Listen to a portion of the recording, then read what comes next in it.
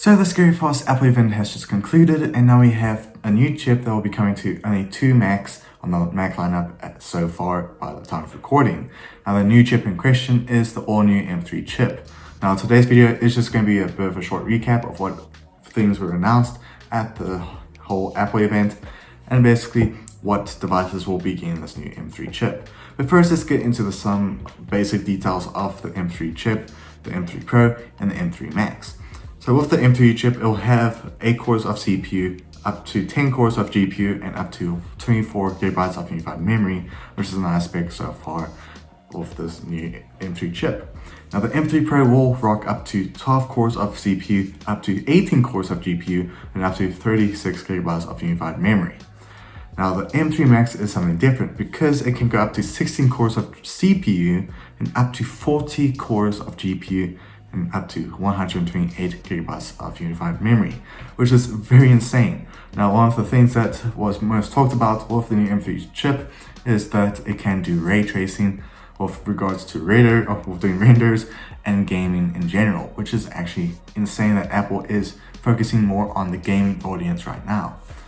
Now, the only way you can get the M3 chip with a mobile device is currently with the MacBook Pro 14-inch model.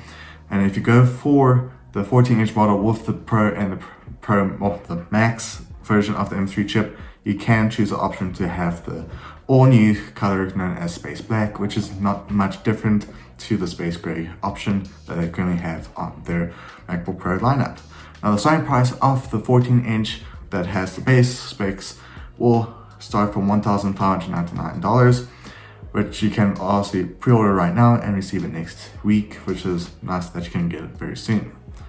Now, in question of what's the other Mac device that is getting this new chip is the iMac, which hasn't had a refresh since the M1 chip was announced. So the iMac will be a 24-inch display that will rock a 4.5K Retina display. It will have a 1080p FaceTime HD camera.